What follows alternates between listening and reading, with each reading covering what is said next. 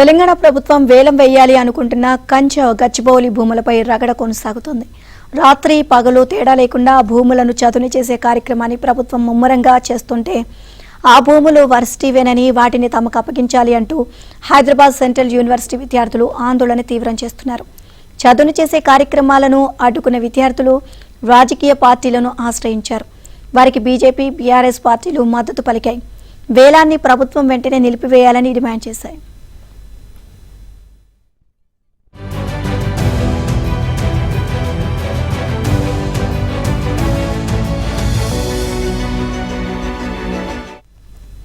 దీంతో ఆ భూములు ప్రభుత్వానివే అంటూ టీజీఐఐసీ ఆధారాలను బయటపెట్టింది.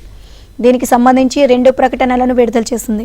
ప్రస్తుతం వివాదం నెలకొన్న భూములను ఉమ్మడి ఆంధ్రప్రదేశ్ ప్రభుత్వానికి హెచ్సియు స్వాధీనం చేసిందని, దానికి బదులుగా వర్సిటీకి సర్కార్ 397 ఎకరాలను బదలాయించిందని స్పష్టం చేసింది.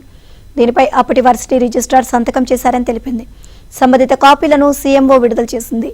అయితే కంచ గచ్చిబౌలిలో 400 ఎకరాల భూమి ప్రభుత్వానిదే అంటూ టీజీఐఐసీ చేసిన ప్రకటనను హెచ్సియు రిజిస్ట్రార్ ఖండించారు. దీంతో ఇప్పుడు ఈ అంశం చర్చనీయాంశంగా మారింది.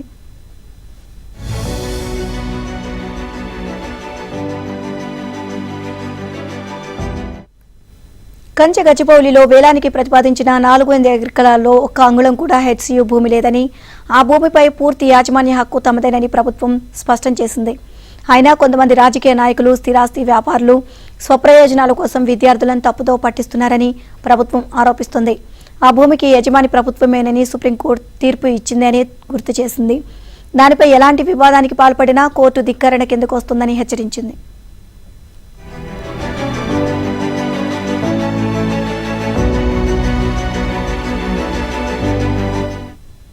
అయితే టీజీఐఐసీ ప్రకటనను హెచ్సియు రిజిస్ట్రార్ ఖండించారు. ప్రభుత్వ వాదనపై ప్రకటన విడుదల చేశారు. 2024 జూలైలో అక్కడ ఎలాంటి సర్వే నిర్వహించలేదని, ఇప్పటి వరకు భూమి ఎలా ఉంది అనే దానిపై ప్రాథమిక పరిశీలన మాత్రమే చేశారని చెప్పారు. హద్దులకు అంగీకరించినట్లు టీజీఐఐసీ ప్రకటనను తీవ్రంగా ఖండిస్తున్నామని, ఇప్పటి వరకు భూమికి హద్దులు గుర్తించలేదని రిజిస్ట్రార్ చెప్పుకొచ్చారు. ఆ భూమిని వర్సిటీకే ఇవ్వాలని చాలా కాలంగా కోరుతున్నామని, భూమిని కేటాయించడంతో పాటు పర్యావరణం, జీవ వైవిధ్యాన్ని కాపాడాలని మరోసారి ప్రభుత్వాన్ని కోరుతామని చెప్పారు.